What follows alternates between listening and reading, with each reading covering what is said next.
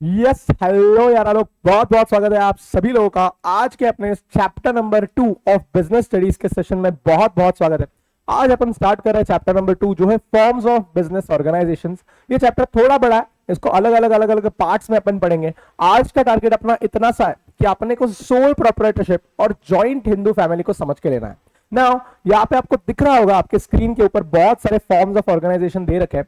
Now इनके बारे में अपन आगे आगे पढ़ते जाएंगे तभी आपको ये समझ में आने वाले हैं। ऐसे तो ऊपर ऊपर से बता के वैसे भी समझ में नहीं आने वाला है। तो अपन डायरेक्टली घुसते हैं आपके सबसे पहले फॉर्म ऑफ बिजनेस में जो है सोल प्रोप्राइटरशिप।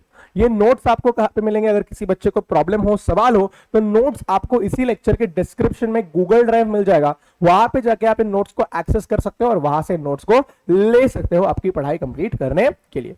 सबसे पहले जब मैं बात करता हूं सोल प्रोप्राइटरशिप की, सोल प्रोप्राइटरशिप का मतलब होता है जब एक इंसान खुद पूरा का पूरा धंधा चलाता है, सारी की सारी चीजें एक ही इंसान करता है, तो उसे कहते हैं सोल प्रोप्राइटरशिप। ये बहुत मुश्किल नहीं है, ये कोई कॉम्प्लेक्स चीज ही नहीं है। आपको रोजमर्रा की जिंदगी में जितने भी छोटे छोटे बिजनेसमैन आप देखते हो वो सब के सब इस कैटेगरी के अंदर आते हैं। सोल प्रोप्राइटरशिप, आपके साइड कोई चाय बेचने वाला इंसान होगा, वो क्या है? वो एक सोल प्रोप्राइटरशिप है। आज एक इंसान गाड़ी में, शायद रेलवे में, शायद बिस्लरी की बोतल बेच रहा होगा खुद के घर का पैसा चलाने के लिए, वो भी एक सोल प्रोप्राइटर है। ऐसा जरूरी नहीं है कि बिजनेस के लिए कोई लोकेशन ही होनी चाहिए। वो बिस्लरी की बोतल बेचने वाला इंसान भी आज एक सोल प्रोप्राइटर ही है। आज कोई बहुत बड़ा सा क्लास हो सकता है जिसके अंदर एक ही ओनर हो जो पूरा बिजनेस चला रहा हो, बाकी सब उसके नीचे के एम्प्लॉयज हो, लेकिन ओनर एक ही हो, पूरा का पूरा धंधा उसी का है, तो वो भी एक सोल प्रोप्राइटर ही है। सोल प्रोप्राइटर का मतलब इतना आसान है कि एक व्यक्ति जब पूरा धंधा कंट्रोल करता है, बाकी किसी का कोई इंफ्लुएंस नहीं होता है, पूरे के पूरे धंधे का प्रॉफिट भी उसका, लॉस भी उसका, रिस्क भी उसकी, ऐसा जो भी व्यक्ति होता है उसको हम कह देते हैं सोल प्रोप्राइटर। देखो आ जाओ मेरे साथ, स्टार्ट करते हैं अपन बेसिक्स के साथ। सोल प्रोप्राइटर क्या है? स्ट्रेट फॉरवर्ड बिजनेस है। सोल प्रोप्राइटर का मतलब है सोल यानी ओनली, सोल का मतलब होता है ओनली, और प्रोप्राइटर का मतलब होता है ओनर, यानी एक अकेला व्यक्ति ही इस पूरे के पूरे धंधे का क्या है? ओनर है। बढ़िया।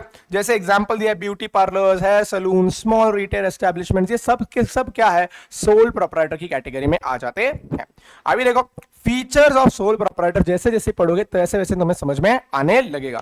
सोल प्रोप्राइटर के फीचर्स क्या है? सर इसको शुरू करना और बंद करना बहुत आसान है। सर कैसे? देखो आज मैंने डिसीजन लिया है कि मैं नया नया बिजनेस करने वाला हूं। हाँ, आपके हर्षल सर एकदम नया नया, एकदम टॉप नॉच बिजनेस का आइडिया है बेटा।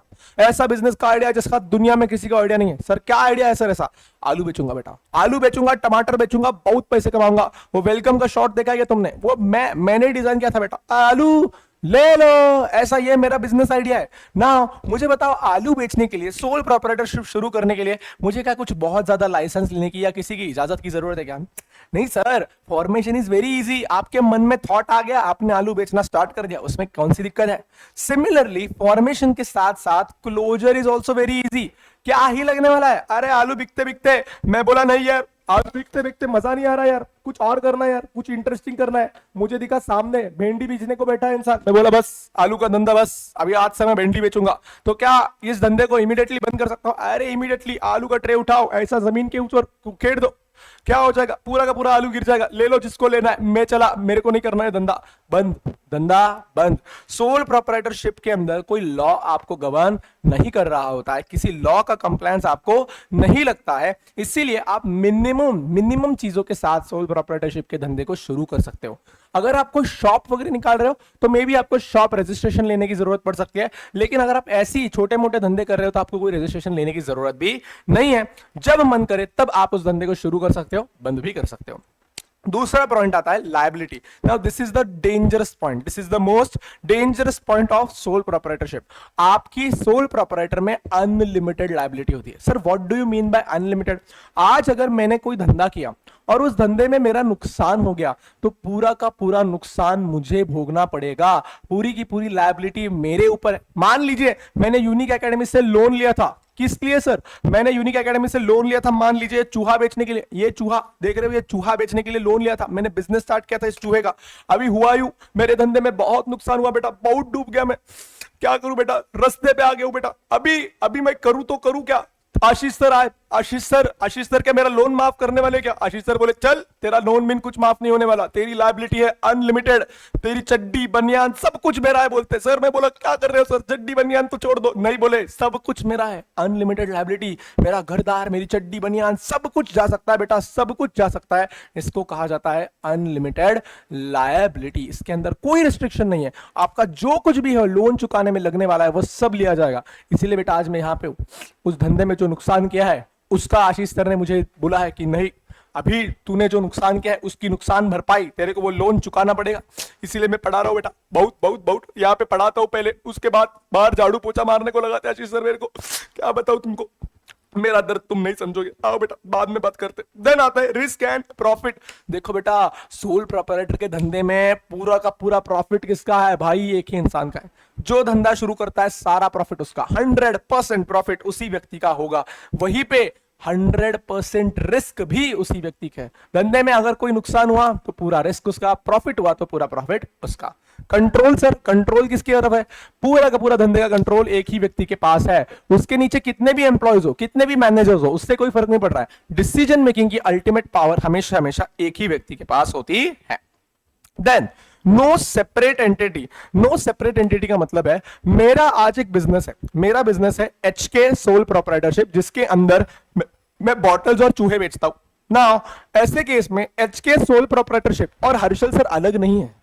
मैं हूं इसीलिए एचके सोल प्रोप्राइटरशिप है। अगर मैं नहीं रहूंगा तो एचके सोल प्रोप्राइटरशिप नहीं रहेगी। इसका मतलब हम दोनों एक ही व्यक्ति है, हम दोनों को स्प्लिट करके देख रहे हो तुम, हमारी कोई सेपरेट एंटिटी नहीं है।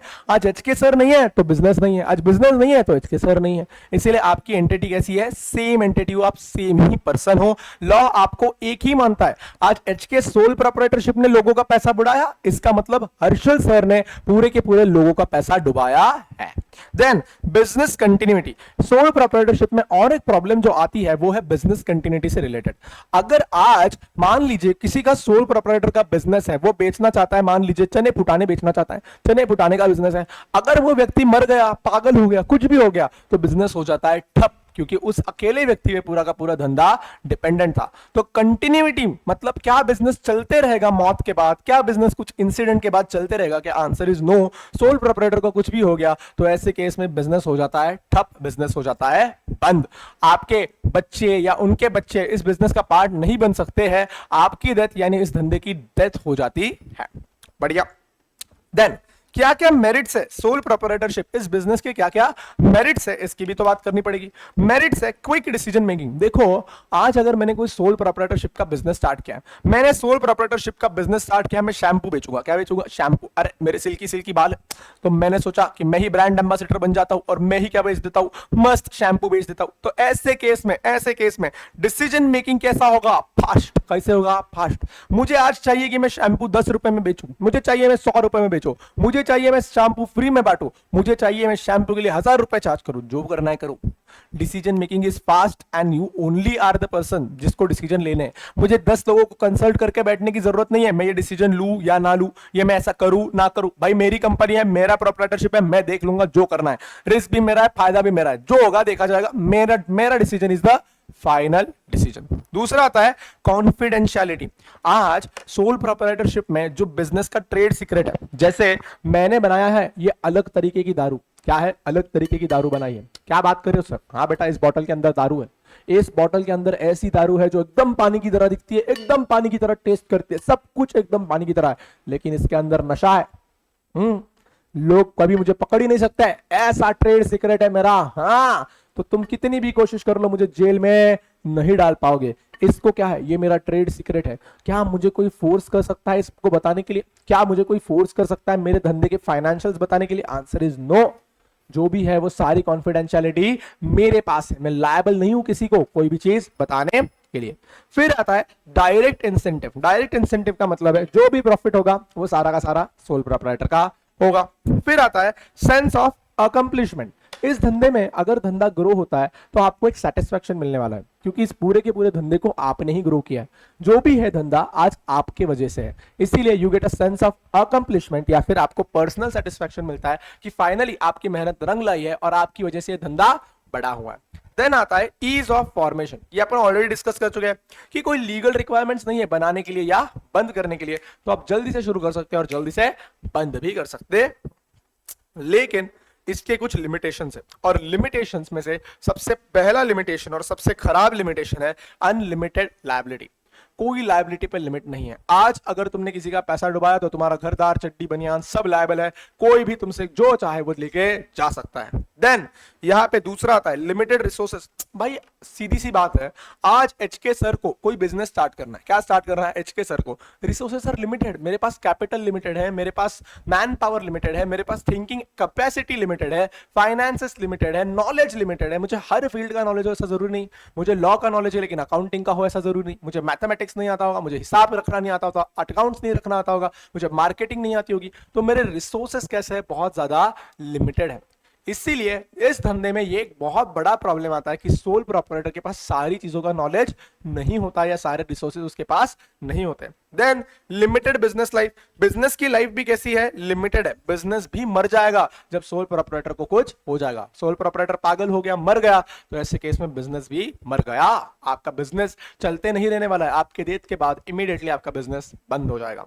देन लास्ट चीज आती है लिमिटेड मैनेजरियल एबिलिटी। वही आपके पास सारे स्किल्स नहीं हो सकते, आप सारे के सारे चीजों को मैनेज नहीं कर सकते हो। मैं अकाउंट्स नहीं संभाल सकता हूं, मैं मार्केटिंग नहीं संभाल सकता हूं, मैं सब कुछ नहीं कर सकता हूं, तो मेरे पास मैनेजरियल स्किल बहुत कम होता है। इस बिजनेस को अगर बढ़ाना है, इस बिजनेस को वाकई में बड़ा करना है, तो आपको टैलेंटेड लोगों की जरूरत होती है जो आपके एम्प्लॉयज बने, आपको मदद करे इस धंधे को ग्रो करने के लिए। अगर कोई मदद नहीं करेगा तो सब कुछ आपको ही करना पड़ेगा। आपने देखा होगा चाय बेचने वाले जो रोड पे इंसान होता है, वो सुबह आएगा, झाड़ू भी वही लगाएगा, चाय भी वही बनाएगा, हिसाब किताब भी वही रखेगा, पैसे का सब कुछ भी वही रखेगा, सब कुछ उसी को करना है, रॉ मटेरियल उसी को लाना है, बेचना उसी को है, टेबल तक जाके सर्व उसी को करना है, सब कुछ उसी को करना है। क्यों? क्योंकि और लोग उस धंधे में पार्ट नहीं ले रहे, इसलिए वो धंधा ग्रो करना भी मुश्किल हो जाता है। बढ़िया। नाउ ये हुआ आपका फर्स्ट टाइप ऑफ बिजनेस। अभी अपन आ रहे हैं आपके सेकंड टाइप ऑफ बिजनेस पे, जिसको कहते हैं जॉइंट हिंदू फैमिली बिजनेस, जिसको हम प्यार से कहते हैं HUF, हिंदू अनडिवाइडेड फैमिली। इसका दूसरा नाम है जॉइंट हिंदू फैमिली बिजनेस भी कहते हैं, या फिर HUF भी कह सकते हो, जिसका मतलब होता है हिंदू अनडिवाइडेड फैमिली। ये कैसा धंधा है बेटा? ये ऐसा धंधा होता है, यूजुअली मैं आपको एग्जांपल देता हूं। मान लीजिए ये बहुत बड़ी सी प्रॉपर्टी है, मेरे पूर्वजों की बहुत बड़ी सी प्रॉपर्टी है, और प्रॉपर्टी के साथ साथ मेरे जो ग्रेट ग्रेट ग्रेट ग्रैंडफादर है, उन्होंने ना एक बिजनेस स्टार्ट किया था पापड़ बेचने का। क्या किया था? पापड़ बेचने का। फैमिली बिजनेस था। कैसा बिजनेस था? Family business. यानी हमारे घर के जो औरतें थी, जो लोग थे, जो काका थे, चाचा थे, जो भी थे, मामा बीमा, सब लोग इस बिजनेस में इन्वॉल्व थे। सब लोग क्या करते थे? पापड़ बनाते थे और पापड़ को आगे बेचते थे। तो ये क्या है? ये एक जॉइंट हिंदू का बिजनेस है, जॉइंट हिंदू फैमिली का बिजनेस है, जहां पे सारी की सारी फैमिली मिलकर एक बिजनेस कर रही है। इसको कहते हैं हिंदू अनडिवाइडेड फैमिली। एक फैमिली जब एक बिजनेस को आगे बढ़ा रही होती है किसी प्रॉपर्टी पे जो उनको पिछले जन्म से मिली है, जैसे इस बिजनेस को हमने कैरी फॉरवर्ड करके, मेरे पिताजी, मैं चला रहा हूं, बेटा चला रहा है उनका, तो ये क्या है? ये एक बिजनेस जो मेरे एंसेस्टर्स ने शुरू किया था, उनकी प्रॉपर्टी से, उनकी चीजों से, वो आज मैं आगे बढ़ाते जा रहा हूं, आगे बढ़ाते जा रहा हूं। इसको कहते हैं joint Hindu family business. Now इसकी बहुत सारी खूबियां होती है और बहुत सारी चीजें होती है जो अपने को जाननी है। आ जाओ मेरे साथ, मैं बताता हूं तुमको। सबसे पहले देखो इसको हिंदू अनडिवाइडेड फैमिली भी कहते हैं। ये हिंदू लॉ से गवर्नड है। अपने देश में जो हिंदूज को गवर्न करने वाला हिंदू लॉ है, ये क्या करता है? इसके बारे में बातें करता है। इस धंधे की आपको कुछ विशेषताएं बताता हूं। नंबर 1, इस धंधे में आपका जो धंधा है, जो HUF है, इसको पूरा का पूरा मैनेज जो करने वाला है, पूरा का पूरा कंट्रोल जो होता है, वो एल्डेस्ट मेंबर ऑफ फैमिली के पास होता है। किसके पास? Eldest member of family. यानी जो भी आपके फैमिली में एज के अनुसार सबसे बुजुर्ग है, वो होता है आपके फैमिली का ओनर, उस बिजनेस का ओनर। एक तरीके से उसको कहते हैं कर्ता। क्या कहते हैं? कर्ता। आपके जो सबसे बुजुर्ग लोग हैं आपके फैमिली में, शायद आपके पिताजी होंगे, दादाजी होंगे, वो कौन होते हैं? उस फैमिली के कर्ता धर्ता होते हैं। उनकी वजह से वो फैमिली जी रही होती है। तो सारे के सारे बिजनेस के अधिकार किसके पास होते हैं? कर्ता के पास होते हैं। कर्ता पूरे के पूरे बिजनेस को कंट्रोल करता है, पूरे डिसीजंस कर्ता लेता है, पूरी की पूरी क्या कहते हैं, कहां पे बिजनेस को लेके जाना है, कैसी डायरेक्शन देनी है, सारे के सारे निर्णय कर्ता के पास होते हैं। वहीं पे दूसरे जो भी लोग हैं, दूसरे जो भी फैमिली के लोग हैं, वो कहते हैं को-पार्षनर्स। क्या होता है? को-पार्षनर्स। जैसे ही कर्ता मर जाएगा, अगर कर्ता मर गया, तो इन को-पार्षनर्स में से जो भी एल्डेस्ट व्यक्ति होगा, वो क्या बन जाता है? कर्ता बन जाता है। नाउ इस धंधे की और एक बहुत ही प्यारी बात होती है कि HUF के अंदर आपको कोई एज लिमिट नहीं है। कोई एज लिमिट है क्या? नहीं है। आज अगर आपको एक छोटा सा बच्चा होता है, ओ लू लू लू लू लू लू लू लू, वो जैसे ही बच्चा बन गया, आपके हाथ में आ गया, वो भी HUF का पार्ट बन गया है, वो भी इस धंधे का पार्ट बन गया है, और इस धंधे की प्रॉपर्टी में अब उसका भी हिस्सा आ गया है। इस फैमिली में जितने लोग होंगे, सबका उस धंधे में एक एक हिस्सा आने लगता है। इसको कहते हैं हिंदू अनडिवाइडेड फैमिली। यहां पे 2005 के पहले लड़कियों और लड़कों में भेदभाव होता था। अभी 2005 में हिंदू सक्सेशन अमेंडमेंट एक्ट ने आके क्या किया है, लड़कों और लड़कियों में कोई भेदभाव नहीं है। चाहे आपको छोटी लड़की हो या लड़का हो, आप दोनों जन्म से ही इस बिजनेस का पार्ट बन जाते हो। आप कर्ता भी बन सकते हो, अगर आप एल्डेस्ट मेंबर होंगे फैमिली के तो आप कर्ता भी बन सकते हो, को पार्टनर रहोगे नहीं तो। और प्रॉपर्टी में आपका हिस्सा और बिजनेस में आपका हिस्सा आपके जन्म से ही जुड़ जाता है। बढ़िया है। आ जाओ, सबसे पहले देखो, यस, फैमिली का एल्डेस्ट मेंबर कौन होता है? डेजिग्नेटेड एज कर्ता। वो कौन होता है? कर्ता होता है। बाकी के सारे मेंबर्स जो होते हैं उनका इक्वल ओनरशिप होता है, उनकी भी ओनरशिप इक्वल ही है, लेकिन वो डिसीजन मेकिंग के लिए लायबल नहीं है। उनको क्या कहा जाता है? को पार्सनर्स कहा जाता है। जेंडर इक्वालिटी, जैसा मैंने कहा 2005 के पहले आपके लड़कियों के साथ भेदभाव होता था, लेकिन 2005 के बाद आपकी जो भी लड़कियां, चाहे डॉटर्स हो, लड़कियां हो, वुमेन हो, वो सभी के सभी बाय बर्थ आपके फैमिली में और इस बिजनेस में इक्वल राइट्स रखते हैं। चाहे उनकी फिर शादी भी क्यों ना हो जाए, उनका इक्वल अधिकार मेंटेन्ड रहता है। बढ़िया। आ जाओ, features of joint Hindu family business. क्या फीचर्स है इस बिजनेस के? इस बिजनेस के कुछ फीचर्स के बारे में अभी अपन बात कर रहे हैं। सबसे पहला, फॉर्मेशन। इस बिजनेस को टेक्निकली कोई फॉर्मेशन एज की रिक्वायरमेंट ही नहीं है। आपके जो भी फैमिली मेंबर्स हैं, उन्होंने अगर इस फैमिली बिजनेस को स्टार्ट कर दिया है एंसेस्ट्रल प्रॉपर्टी को इनहेरिटेंस के साथ यूज करने को, तो वो क्या बन जाता है? आपका हिंदू अनडिवाइडेड फैमिली का बिजनेस बन जाता है। नो फॉर्मल एग्रीमेंट, कोई फॉर्मल एग्रीमेंट की जरूरत ही नहीं है। बाय बर्थ आप इसके अंदर क्या बन जाते हो? क्या बन जाते हो? इसके बिजनेस के पार्ट बन जाते हो। Requires at least 2 family members. हाँ, अगर आप अकेले ही बिजनेस कर रहे हो तो आप सोल प्रोप्राइटर हो गए। अगर आप फैमिली में दोनों तीनों मिलकर कर रहे हो तभी आप हिंदू अनडिवाइडेड फैमिली के अंदर आ सकते हो, यानी एटलीस्ट हस्बैंड वाइफ दोनों ने मिलकर तो बिजनेस करना चाहिए। अगर आप अकेले ही हो तो आप सोल प्रोप्राइटर हो गए ना। देन लायबिलिटी कैसी होती है इस धंधे की? सर, इस धंधे के अंदर कर्ता की लायबिलिटी अनलिमिटेड होती है। कर्ता की चड्डी बनियान सब कुछ लायबल है। अगर धंधे में लॉस होता है तो वहीं पे जो बाकी मेंबर्स है, जो बाकी को पार्टनर्स है, उनकी लायबिलिटी लिमिटेड होती है। जितना उनका प्रॉपर्टी में हिस्सा है उतने तक ही उनकी लायबिलिटी लिमिटेड है, उसके ऊपर उनकी लायबिलिटी नहीं आती है। कर्ता बेयर्स अनलिमिटेड लायबिलिटी, और जो को पार्टनर्स होता है उनकी प्रॉपर्टी में जितना शेयर है उतने तक ही लायबिलिटी रिस्ट्रिक्टेड होती है। आज अगर मैं को पार्टनर हूं, मेरे को प्रॉपर्टी में से 1 करोड़ रुपए मिलने वाले, उससे ज्यादा एक भी रुपए नहीं मिलने वाला है, तो मेरी लायबिलिटी भी बस 1 करोड़ तक ही है। वहीं पे कर्ता की लायबिलिटी अनलिमिटेड है। 10 करोड़ का नुकसान हो गया, उसको 10 करोड़ अपनी जेब में से निकाल के देना पड़ेगा। वो चड्डी बेचे, वो बनियान बेचे, उसको जो बेचना है बेचे, मुझे उससे कोई फर्क नहीं पड़ रहा है। देन कंट्रोल, इस बिजनेस पे पूरा कंट्रोल कौन रखता है? इस पूरे के पूरे बिजनेस पे कंट्रोल रखता है कर्ता। कौन रखता है? कर्ता का पूरा इस बिजनेस पे कंट्रोल होता है, और कर्ता जो भी डिसीजन लेगा वो सभी फैमिली को मानना ही पड़ेगा, उनके पास ऑप्शन नहीं होता है। देन बात करते हैं कंटिन्यूटी की।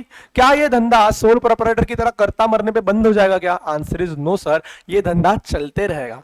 आज अगर कर्ता मर भी गया तो जो दूसरा को पार्टनर है, जो एल्डेस्ट को पार्टनर है, वो कर्ता की जगह ले लेगा और वो क्या बन जाएगा? कर्ता बन जाएगा। देखो, नेक्स्ट एल्डेस्ट मेंबर क्या बन जाता है? कर्ता बन जाता है। Then minor member. क्या इस धंधे में जो माइनर है, जो अभी अभी जन्म लिया है, भाई 1 घंटा भी नहीं हुआ है जन्म लेके, क्या वो भी इस धंधे का पार्ट है क्या? Sir, answer is yes sir, वो भी इस धंधे का ऑटोमेटिकली पार्ट बन जाता है। उसको कोई परमिशन लेने की जरूरत नहीं है, उसका भी एक प्रॉपर्टी में हिस्सा हो जाता है। इस धंधे की एक विशेषता होती है, जो आपके सिलेबस में नहीं है, लेकिन मैं ऐसे ही अगर बताऊं तो मान लीजिए आज अगर ये बड़ी सी प्रॉपर्टी है और इस धंधे के 5 फैमिली मेंबर्स है, 1 टुकड़ा, 2 टुकड़ा, 3 टुकड़ा, 5 टुकड़ा, 1 2 3 4 5 टुकड़े हैं। सभी फैमिली मेंबर्स को 5 टुकड़े मिलने वाले हैं। अगर गलती से एक छोटा सा बच्चा जन्म ले लेता है तो अब इस प्रॉपर्टी के 6 टुकड़े हो जाएंगे। कितने टुकड़े हो जाएंगे? 6 टुकड़े हो जाएंगे। और अगर कोई लड़का मर गया, अगर कोई इंसान मर गया तो इस प्रॉपर्टी के कम टुकड़े हो जाते हैं, 4 ही टुकड़े होते हैं। तो यहां पे अगर आप देखते हो तो कोई जन्म लेता है तो इस धंधे में खुशखबरी भी होगी, लेकिन आपका प्रॉपर्टी में से एक हिस्सा भी चला जाएगा। वहीं पे अगर कोई मर जाता है, जो कि बहुत बुरी खबर है, लेकिन उसमें आपका हिस्सा बढ़ जाता है। बहुत बढ़िया सर। नाउ आ जाइए, आगे बढ़ते हैं। क्या मेरिट्स है जॉइंट हिंदू फैमिली बिजनेस के? क्या क्या मेरिट्स है? सबसे पहला मेरिट है इफेक्टिव कंट्रोल। अभी इस धंधे में ऐसा नहीं हो रहा है कि फैमिली मेंबर्स भी पार्ट है तो सभी लोग मिलकर डिसीजन लेंगे। अरे फिर तो खिचड़ी बन जाएगी ना। हाँ, एक यहाँ पे अपन 3-4 लोग मिलके अगर कहाँ पे खाना खाने का जाना है ये डिसीजन लेंगे तो पागल हो जाएंगे हम। कोई अग्रीमेंट नहीं होगा। सभी लोग मुझे ये खाना है, मुझे वो खाना है, मुझे पानी पूरी खानी है, मुझे बेल खाना है, मुझे बड़ा पाव खाना है। भाई एक डिसीजन लेना इम्पॉसिबल है। लेकिन यहाँ पे ऐसा नहीं होता, डिसीजन कर्ता ही लेगा। कर्ता को किसी की बात सुनने की जरूरत नहीं है। जो कर्ता को सही लगता है वही कर्ता करने वाला है। सेंट्रलाइज्ड अथॉरिटी है, जो कर्ता को सही लगेगा वो कर्ता कर सकता है। इसकी वजह से क्विक डिसीजन मेकिंग पॉसिबल होता है। जो सोल प्रोपराइटर में था क्विक डिसीजन इज पॉसिबल, वो सेम चीज यहां पे भी एप्लीकेबल हो जाती है। कंटिन्यूड एग्जिस्टेंस, सोल प्रोपराइटरशिप में अगर आपने देखा होगा तो जैसे ही सोल प्रोपराइटर मर गया धंधा हो जाता था बंद। लेकिन यहां पे ऐसा नहीं होगा। यहां पे कर्ता की डेथ से कोई फर्क नहीं पड़ रहा है। नेक्स्ट एल्डेस्ट मेंबर क्या बन जाएगा? बिजनेस को बिजनेस का कर्ता बन जाएगा और धंधा चलते रहेगा। अनलेस एंड अनटिल अभी आपके फैमिली में ही कोई नहीं है, पूरी की पूरी फैमिली ही मर गई है, there is no one to take over the reins of business, धंधा चलता रहेगा। लिमिटेड लाइबिलिटी, को पार्टनर्स खुश है भाई, को पार्टनर्स खुश है। को पार्टनर्स बोल रहे हैं हमारी लाइबिलिटी तो लिमिटेड है, जितना शेयर ऑफ प्रॉपर्टी है उतने तक ही हमारी लाइबिलिटी है। हमारी लाइबिलिटी कुछ भी उससे 1 रुपए भी ज्यादा नहीं है। लेकिन कर्ता की लाइबिलिटी कैसी है? कर्ता की लाइबिलिटी इज अनलिमिटेड। बढ़िया। लॉयल्टी एंड कोऑपरेशन, आज अगर आपने एक फैमिली बिजनेस स्टार्ट किया है तो कहीं ना कहीं पे सारे रिश्तेदार, सारे फैमिली मेंबर्स लॉयल होते हैं। आप अगर कोई दूसरे एम्प्लॉयज को हायर करते हो तो वो आपके फैमिली मेंबर्स नहीं होते। भाई फैमिली से लॉयल कौन हो सकता है? फैमिली से कोऑपरेटिव कौन हो सकता है? वो आपका दुख वाले समय में साथ देंगे, खुशी वाले समय में आपके साथ खुश होंगे। लेकिन जो बाहर के लोग हैं उनका कोई भरोसा नहीं होता, वो कभी भी आपका काट सकते हैं बेटा। इसीलिए इट इज वेरी इंपॉर्टेंट कि इस जैसे बिजनेस में आपके सारे लॉयल लोग आपके साथ धंधा कर रहे होते हैं तो आपका धंधा जल्दी ग्रो हो सकता है। बढ़िया है। देन कुछ लिमिटेशंस भी है बेटा। जहां पे कुछ अच्छा होगा वहां पे कुछ बुरा भी तो होगा ही होगा। सही बात है सर। जहां पे बुराई है वहीं पे अच्छाई है, जहां पे अच्छाई है वहीं पे बुराई है, तो यहां पे भी कुछ बुरा है बेटा। लिमिटेड सोर्सेस, लिमिटेड सोर्सेस मतलब क्या? इस धंधे में भी कोई खान नहीं डाल रखी इन लोगों ने पैसों की। जितना एंसेस्टर से मिलने वाला है उतने तक ही तुम्हारा पैसा लिमिटेड है। और ऑल्सो तुम्हारा एक्सपांशन भी ऐसे कुछ बहुत बढ़िया तरीके से नहीं हो सकता अनलेस एंड अनटिल सारे लोग काम करने को तैयार है। सभी लोगों के पास अलग अलग चीजों का नॉलेज है, अलग अलग रिसोर्सेस है। आप इस धंधे को बड़ा नहीं कर पाओगे। कर्ता की लायबिलिटी तो अनलिमिटेड ही है भाई, कुछ भी और लो। क्या कर्ता बेचारा डिसीजन भी ले रहा है, प्रॉफिट में इक्वल भी बांट रहा है, लेकिन उसकी अकेले की लायबिलिटी क्या है? अनलिमिटेड। ये तो गलत है सर। डोमिनेंस ऑफ कर्ता, सारे डिसीजंस कौन लेता है? कर्ता लेता है। अगर कर्ता पागल है, कर्ता सन की इंसान है, कर्ता को कुछ समझ में नहीं आ रहा है, लेकिन कर्ता बोलता मैं कर्ता, मैं जो बोलूंगा वही सही रहेगा, मैं जो बोलूंगा वही सही रहेगा, तो ऐसे केस में प्रॉब्लम हो सकता है। अगर उसने गलत डिसीजन ले लिया तो पूरा का पूरा धंधा चौपट हो सकता है। आज अगर मान लीजिए नोकिया कंपनी एक HUF है और उसका नोकिया का कर्ता कह रहा है कि नहीं नहीं टच स्क्रीन फोन लाएंगे ही नहीं, हमें तो बटन के फोन पे ही मजा आ रहा है, हमें तो पत्थर ही बनाने, हमें तो पत्थर ही फेंक के मारने एक दूसरे को, तो ऐसे केस में क्या होता? नोकिया का धंधा बंद हो जाता। तो जब एक ही के पास सारे डिसीजन मेकिंग पावर्स है तो यहाँ पे दिक्कत आने ही वाली है। Limited managerial skill, at end सारे डिसीजन कर्ता को ही लेने, लेकिन क्या कर्ता के पास भी सारी चीजों का नॉलेज हो सकता है क्या? आंसर इज नहीं हो सकता है। अनलेस एंड अनटिल उसके फैमिली मेंबर्स के पास अलग अलग फील्ड्स का नॉलेज नहीं है, ये बिजनेस भी कहीं ना कहीं पे लिमिटेड है, क्योंकि फैमिली के ही लोग इस धंधे में शामिल है, बाकी तो कोई है ही नहीं। तो ऐसे केस में अगर फैमिली के लोगों के पास भी अलग अलग सोर्सेस का, अलग अलग चीजों का नॉलेज नहीं है तो ये भी धंधा कहीं ना कहीं पे आगे जाके प्रॉब्लम फेस करने वाला ही वाला है। और यहां पे आपका HUF और आपका सोल प्रोप्राइटरशिप खत्म होता है। अभी ऐसे ही अगले वीडियो में मैं आपके साथ पार्टनरशिप को डिस्कस करने के लिए आऊंगा। तब तक के लिए जरूर इस चैनल को सब्सक्राइब कीजिए और ऐसे ही और कंटेंट के लिए बने रहिए। लाइक कीजिए, सब्सक्राइब कीजिए और कमेंट जरूर कीजिए। चलो फिर लोग इसी के साथ इस सेशन को समाप्त करने का समय निकट आ गया। आप सभी लोगों के लिए एक ही मैसेज है मेरे पास, keep working hard, keep pushing elements and never ever ever be shy about the required efforts. आप सभी लोगों के साथ ऐसे ही मुलाकात करूंगा ऐसे ही अगले से प्यारे सेशन में। तब तक के लिए बाय बाय।